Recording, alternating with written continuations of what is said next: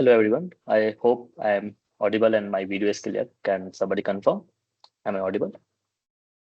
Okay, very nice. So great to have all of you here today again. And I hope your day was good. And thank you for taking this moment to slow down your day and reflect with us. So thanks a lot.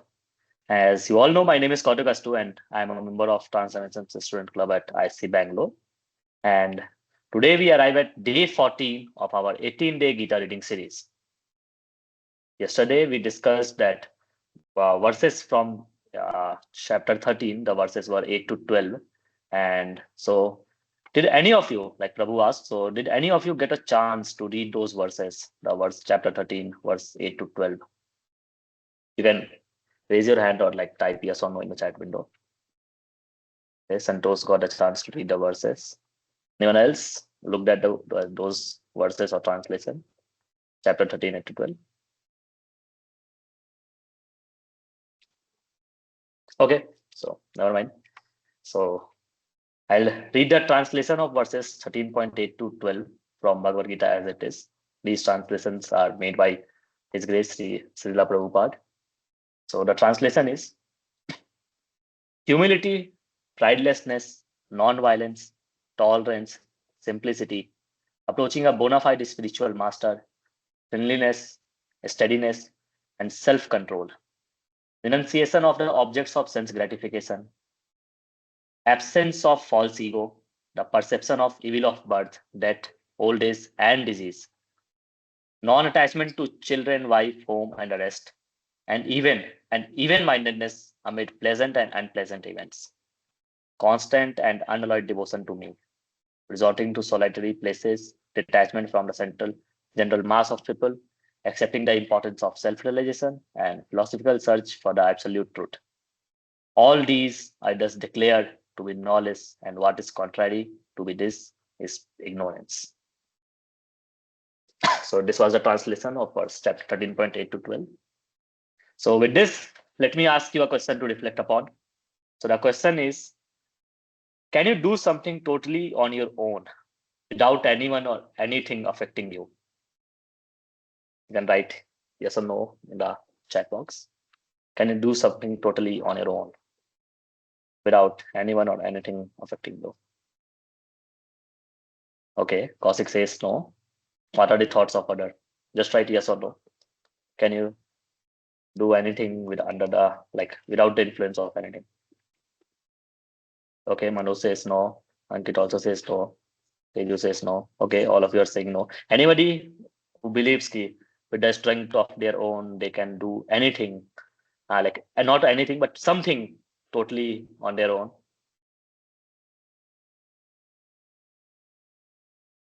Okay, so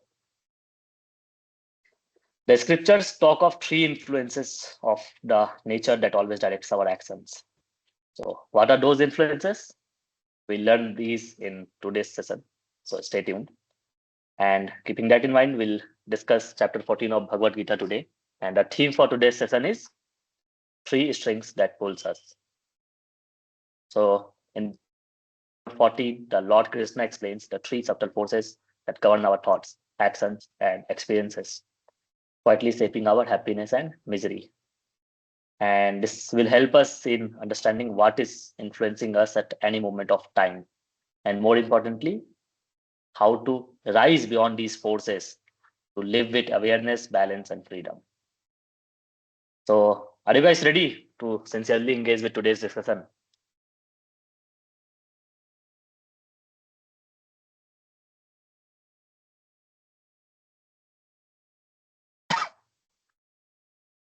So, with that intention, it is my great pleasure to invite Sri Vigraha Prabhu from ISKCON Bangalore to kindly take over and guide us through today's discussion.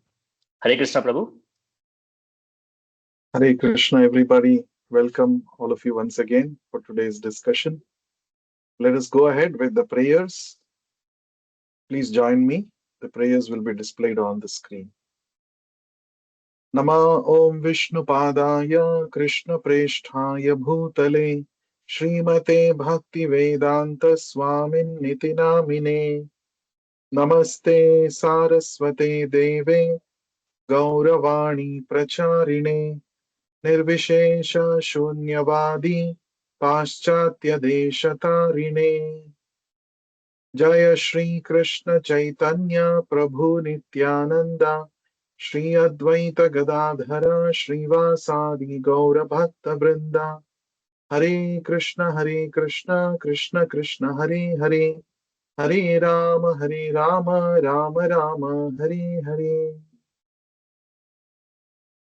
So, welcome all of you once again. Today, we're going to discuss chapter 14 of the Bhagavad Gita, a very insightful uh, chapter where Lord Krishna talks about various aspects of our psychological environment, which also is going to get reflected into our physical world, our life, our choices, our tastes in life, all of these. What determine these things? Some people like, uh, let's say, very spicy food. Some people like, do not like spicy food. Some people are very quick in their judgment about others. Very hastily, they judge others or they take action. Whereas some people are very calm and composed. In fact, we might have experienced on a single day, each one of us might have experienced our moods swing a lot. Maybe morning we are a little calm and composed. Maybe the same day in the afternoon, after hearing some news, we may be very disturbed, dejected. And in the evening, late evening, we might be very active, maybe because we have a lot of friends to hang out with. That means on a single day, just like our Bangalore weather, Bangalore weather is very unpredictable. Morning it will be sunny, afternoon it will start raining, you know, evening it will be very cold some days. So it's very unpredictable. Our internal environment is also like that. Our internal weather is also like that many a times, very unpredictable. So what are these? What causes such mood swings? What causes change in mood, change in behavior? So that means a lot of psychology Krishna is going to teach us in this chapter. So this is something called the three modes of material nature. We all might have heard three gunas. So sattva guna, rajo guna, tamo guna. These are the three ways in which we are affected by material nature. Material nature has got two aspects. One is the physical aspect that we see around us, which is manifest in the form of human beings, animals, nature around us, trees, birds, animals, all of those things. That is the physical manifestation of material nature.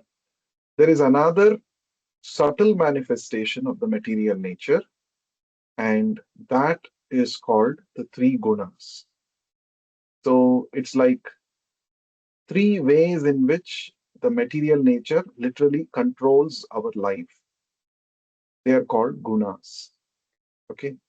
So let us see some interesting insights from this chapter, and we shall see how these are practically seen in our daily life. The first point is our moods are determined by the modes. In this chapter, Lord Krishna talks about why there is so much of emotional fluctuation in us. Uh, what are the causes? Why there are mood swings?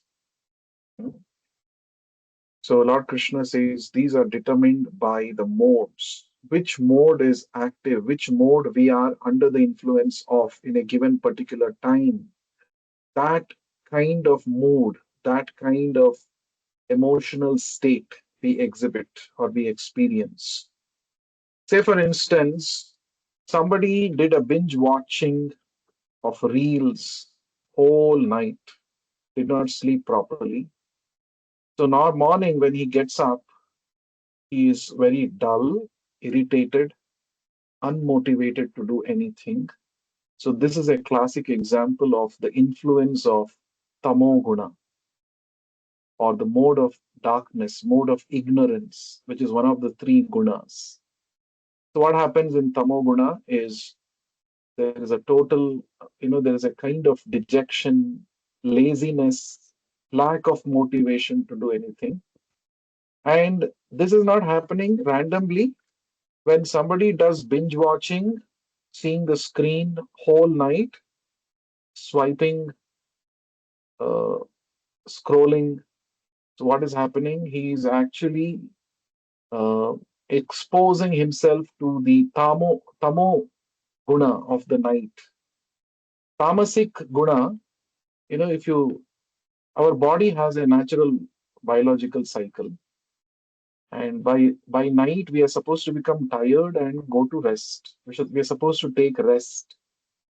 Body and mind have to rest. So that is why sleep is there. Sleep is an in, is the effect of tamoguna. Now, instead of following the natural biological cycle and sleeping during the night, if we expose ourselves to the tamasic effect of the night and go against the biological cycle, that will create imbalance in the gunas.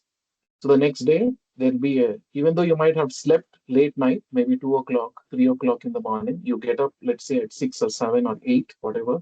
Even if you get up at 10 o'clock, 11 o'clock, you're not fully taken rest properly.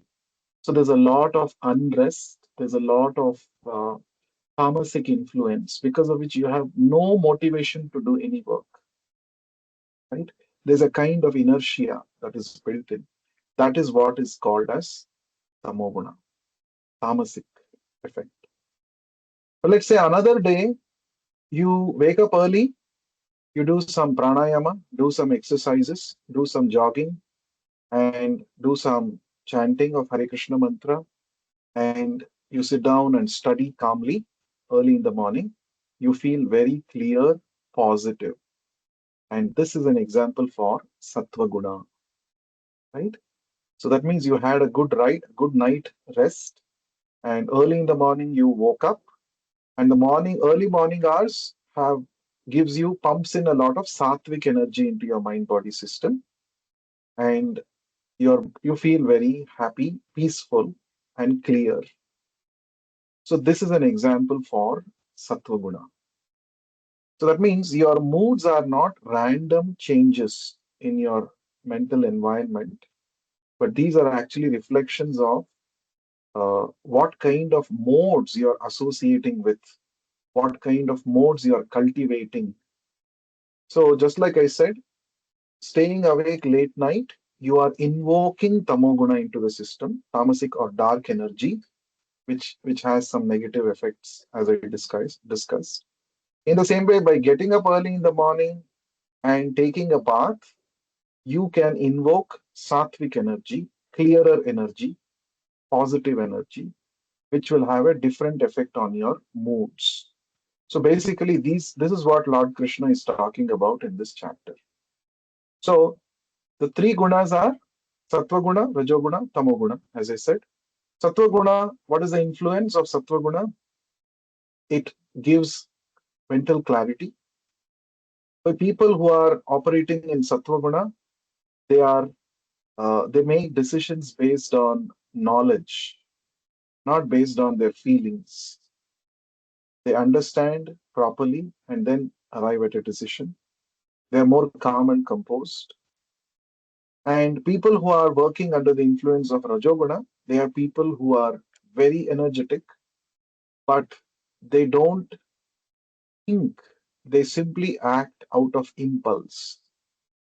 Like, for example, if you go to a mall, even though you may not have any intention of buying a particular product, but because the product is showcased so very well, so nicely, and let's say there is some heavy discount that is put up, Diwali sale or something. And also, if you notice, if you go to malls, they play some kind of a music which evokes passion. Rajasic mentality. All these factors force you to buy the product even though you don't want it. This is an example for impulsive behavior. You had not planned for it, but you just got carried away by the environment in the mall and also the hype that was created for those products. And you end up buying them, but you keep them at home and you don't touch them, don't use them for 6 or 7 months or even longer, even after 1 year. Now, that is called Rajasic activity, an activity that is enacted under the influence of Rajoguna. That means in Rajoguna, action precedes thought. In Sattva-guna, thought precedes action. First you think and then you act. That is Sattva-guna, which is always good. Whereas in Rajoguna, you come under the influence of urges of the mind or the external stimuli and you act. And later you regret. So the thought process happens after action. That is Rajoguna. Whereas in Tamoguna, there is a kind of laziness where there is neither thought nor action. Laziness. So these are the three modes and how our life is controlled by these three modes. It is just a glimpse of that. If you read this chapter in detail, you'll understand many more things. And each shloka is a revelation in this chapter. You will actually see, yes, it is happening in my life. What Krishna is speaking is true. You'll realize that. Okay, let's go to the second point. The modes control every aspect of our life, not only the moods. In fact, the modes, the three gunas, modes means the three gunas, as I mentioned, sattva, rajas, tamas, they control every aspect of our life. In fact, in the Sanskrit language, the word guna has got many meanings. One of the meanings is quality. Guna means quality. The three qualities, as we already discussed, sattva, rajas, tamas. Now, guna also has got another meaning, which means rope in Sanskrit. Guna means a rope or a string. What does a rope do? Rope, when we get bound by the rope, it curtails our freedom. We think we are very free. We think we have made the choices, but no, you have been dictated by these three gunas. That means the rope binds us, the gunas bind us. So they control every aspect of our life. In this chapter, very nicely, Krishna explains your choices, your habits, what kind of habits we cultivate. They are also dictated by these three gunas. What kind of people we befriend, right? That also is controlled by the three gunas. What goals and aspirations we set for ourselves in our life, they are also controlled and influenced by the three gunas. And even how we define success in life, that also is defined or it is dictated by the three gunas, right? So uh, that means we are literally like stringed puppets. If you have seen string puppets, you can also see this in the picture here. So you see two people and they are connected with strings, and there are three women there, puppeteers, and they are they are the representations of sattva, rajas, and tamas, right? So these sattva, rajas, tamas gunas are literally controlling the activities of those two people. How we speak with others and how we deal with others and what kind of food we eat. In fact, even the food choices also, Krishna talks about that very interestingly. If you study, people who are under the influence of Rajoguna or the mode of passion, what we call it as, they tend to enjoy food which is too, spicy, too chilly. Uh, people like too hot, spicy food. That's an influence of Rajasic mentality. So, in other words, nothing is happening by chance in this world, including our day-to-day activities, the food choices, all of these things. So that means Lord Krishna talks about these things, very, very interesting revelations in this chapter. So That means we are like stringed puppets. The mode you live in quietly shapes your lifestyle and your outcomes, your choices. So we are under the influence of the three gunas, right? Suppose there is a person, there is a student who is in Sattva Guna. What does he do? He is very disciplined. He attends all the classes, makes sure he is on track with his portions. If he has doubts, he makes notes of them and goes to his professors and clarifies his doubts. So very, very studious. That's a typical example of Sattva Guna person. A student who is, let's say, Rajasic, he is not, he is so much dependent on whether he likes going to the lecture or not. A particular day he likes, so he goes. Another day he says, I'm not finding it. I don't want to go. I'll just stay back. That means he is so much moody, we say, right? Moody person. And and when the exams are announced, he becomes very anxious about the result. And when someone praises him, he becomes very, very elated, joyful.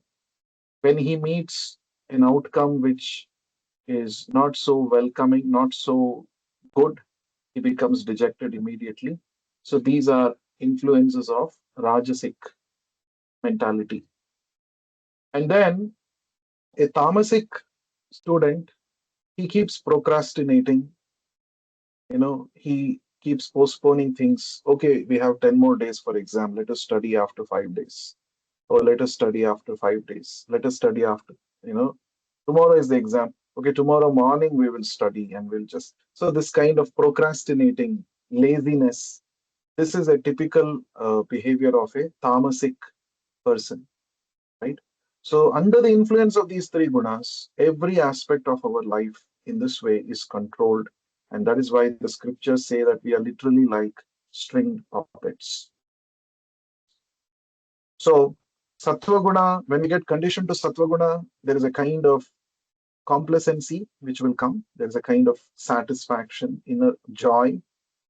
And people who, when we are repeatedly invoking Rajoguna in our activities, uh, that will lead to a lot of, you know, a lot of Rajoguna leads to too much, imbalance, right? It leads to, you know, so much being fruitive about our work, fruit driven, result driven. What's there for me in it? That's the mode of Rajasic people. And Tamasic people ultimately they become frustrated and there's a kind of madness that is the result of Tamoguna in the ultimate end. Now the question is there a way to get out of it?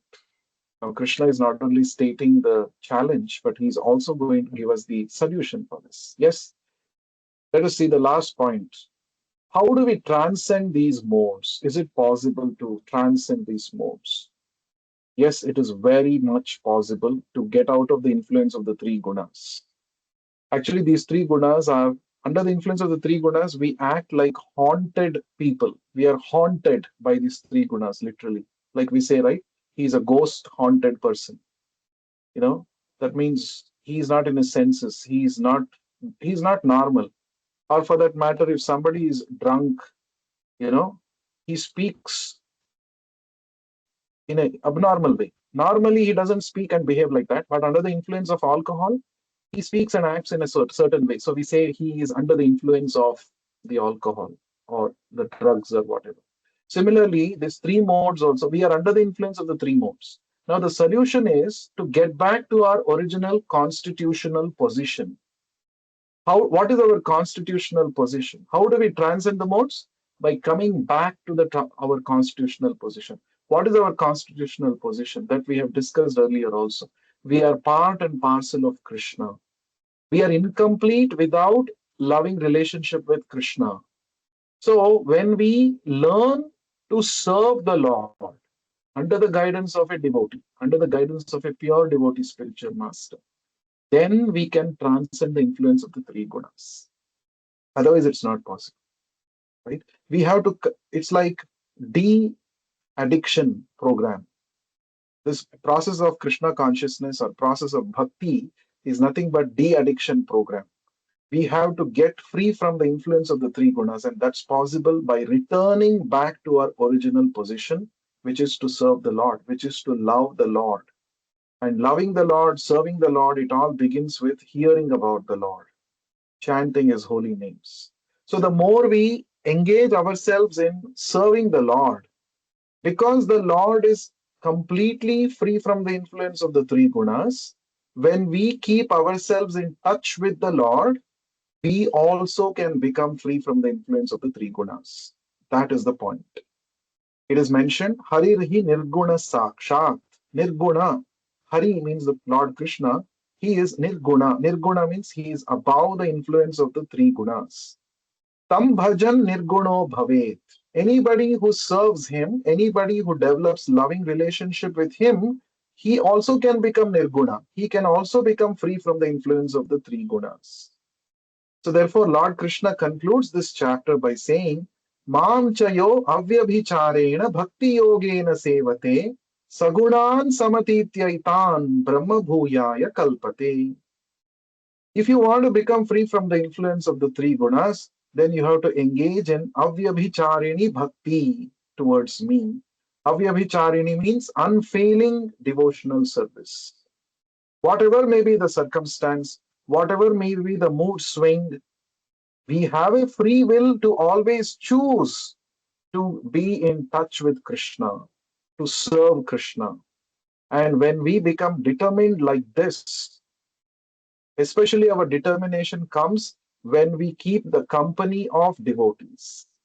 When we keep ourselves in the company of devotees and hear about Krishna and chant his holy name, this is called Avyabhicharini Bhakti. In all circumstances, we should continue to do this. And then a time will come where slowly we get released from the influence of these three gunas and you can experience it yourself. And towards the end of this chapter, Lord Krishna also gives a list of traits which are found in a person who has become free from the influence of the three gunas. How do you know that whether you're released, you're free from the influence of three gunas, or are you still under the influence of them? Krishna is giving a list of those qualities in this chapter, that is verses 22 to 25 in this chapter. In fact, I would suggest you to read that. So, one of the symptoms is a person who has actually become free from the influence of the three gunas, he is uh, samadukha sukhaha. Samadukha sukhaha. Whether it is happiness or distress, he is equal. He is not elated when there is joy, happiness, and he is not depressed when there is some distress. He takes both of them equally. And this kind of an equanimity, as we have discussed earlier in the fifth chapter, is possible when we actually engage in bhakti yoga, in devotional service to Krishna, realizing that no matter things may change in life, my thoughts may change, my circumstances may change, but there is one reality which will never change. Let me hold on to it. What is that? My eternal relationship with the Lord. That is the eternal reality.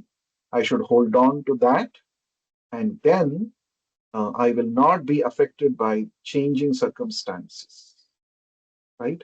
So we have to stick to the process of serving the Lord, and that will help us to transcend the three gunas.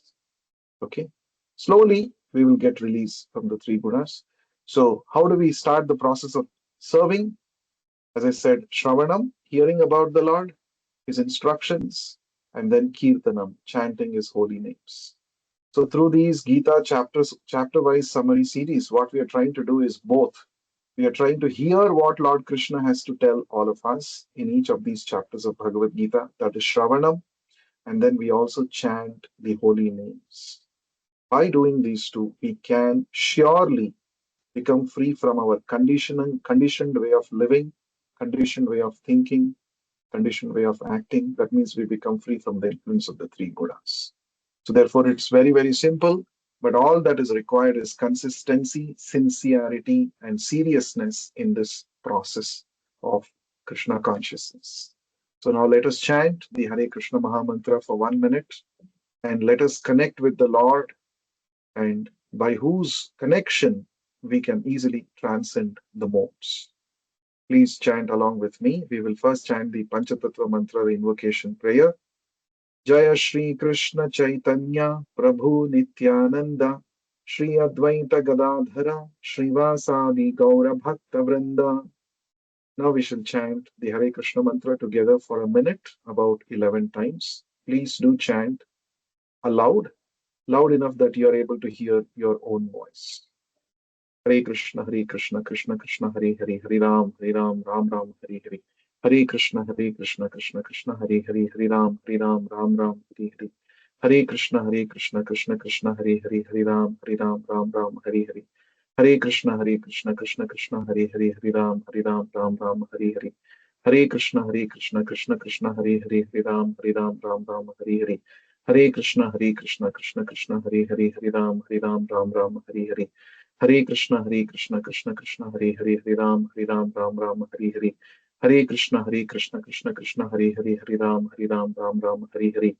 Hare Krishna, Hare Krishna, Krishna Krishna, Hare Hare, Hare Ram, Ram Ram, Hare Hare. Hare Krishna, Hare Krishna, Krishna Krishna, Hare Hare, Hare Ram, Ram Ram, Hare Hare. Hare Krishna, Hare Krishna, Krishna Krishna, Hare Hare, Hare Ram, Ram Hare Hare. Hare Krishna, Hare Krishna, Krishna Krishna, Hare Hare, Hare Ram, Ram Hare Hare. So I request all of you to please chant the Hare Krishna Maha Mantra every day. Make it a part of your daily life. Krishna is absolute truth. Anything connected with Krishna is also absolute. That means it is completely free from the influence of these three gunas. When we chant his holy names are free from the influence of the three gunas. They may sound like any other ordinary name which we produce by vibrating our vocal cords, but these holy names are completely transcendental. What is the meaning of the word transcendental? That which is above the influence of the three gunas. So it is completely spiritual in nature. And when we hear about Krishna, when we hear activities of Krishna or the instructions of Krishna in the Bhagavad Gita, those instructions, those words which describe the Lord's activities, they are also completely transcendental. When we have darshan of the beautiful form of God in the temple, that form is also transcendental, but actually the Lord's form is transcendental, but he is very merciful. He has appeared in a material form which you and me can see, but his form is totally non-material. This is totally transcendental. So just like he has come in this form of shabda, in the form of sound vibration, so that we can hear and associate with him the Hare Krishna Maha Mantra. In the same way, the Archa Vigraha, the form of the Lord in the temple, is also totally transcendental. Now, these realities we will experience as and how we become purified of the three gunas. To what extent we become purified of the three gunas, to that extent we can realize Krishna's presence in his Vigraha, Krishna's presence in his holy name. Now, how do we become free from the influence of the three gunas? The process is to start chanting. The process is to have darshan. So in Bhakti Yoga, the means and the end both are the same. So when we are chanting now Hare Krishna Maha Mantra, it helps us to purify ourselves. The more we keep chanting, the more we become purified. And a particular time comes when we chant the same Hare Krishna mantra, we experience spiritual ecstasy. Right? So therefore, continue to practice, continue to chant, and definitely there'll be a lot of inner transformation you can experience yourself. So my request is please continue to chant every day. At least give 10 minutes of your time. Devote your 10 minutes out of your 24 hours to associate with this pure holy name of the Lord. Become purified. Otherwise, our life will continue like string puppets without any end. It will go on perpetually, and we will get stuck in the same cycle of transmigration. So that's not the purpose of human life. So Krishna has extended another rope. It is like the Hare Krishna Mahamantra is the rope for all those who are stuck in the samsara sagara, in the cycle, in the ocean of this material existence. So a ray of hope is the Hare Krishna mantra. Hold on to it, and you will be pulled out by Krishna's mercy. So therefore, please do chant. Okay, now we will proceed. The next tomorrow we are going to talk about 15th chapter. It's a very beautiful short chapter. It's called Purushottama Yoga, Yoga of the Supreme Person. And here we are going to talk about the theme, the Supreme Witness. Okay, so that is 15th chapter. Please do join us tomorrow at 8:45. Now we shall proceed for questions and comments. Anyone has anything to say or ask, please feel free to unmute yourself, or you can type the question in the chat window. I'll be more than happy to share the wisdom which I know.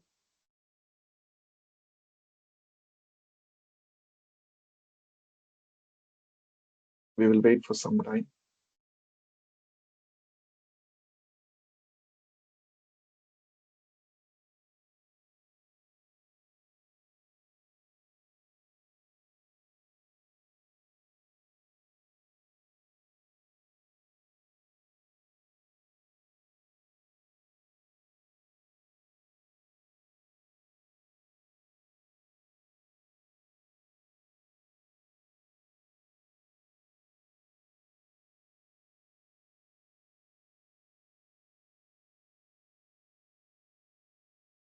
If you are typing some question, please raise your hand so that I know there is someone who is typing question, and I will wait for you.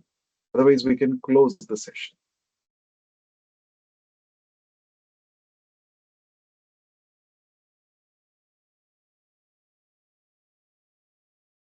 Okay, thank you very much for your wonderful participation, valuable time.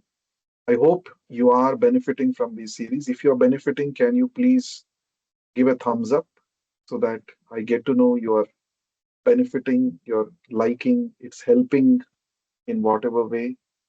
One thing is, you may not understand all the concepts in the first iteration. Doesn't matter. How much ever you're able to understand, appreciate, and follow, please do it.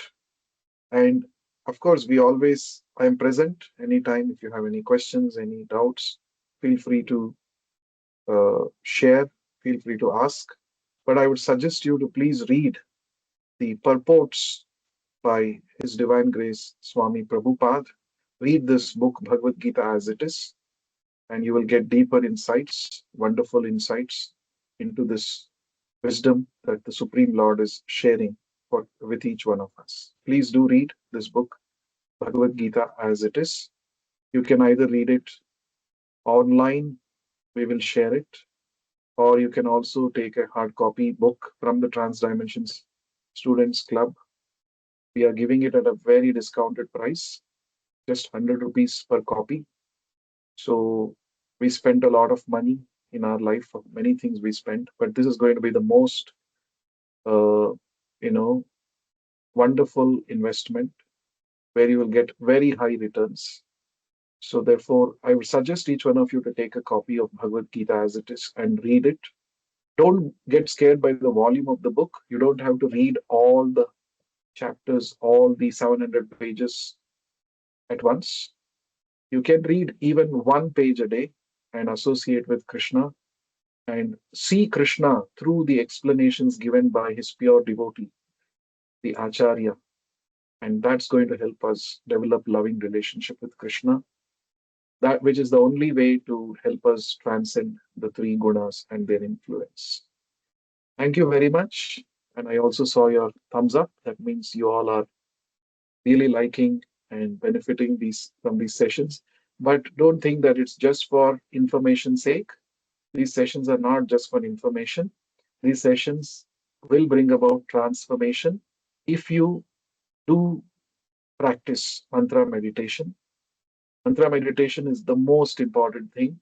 It might appear very, very simple, but it works wonders.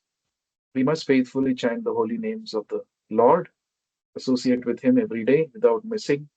and also study the philosophy of Bhagavad Gita as it is. By doing these two things, you will definitely experience inner transformation. Thank you very much. With that, we close the session. So, Kautuk, do you have any closing remarks? You want to say something?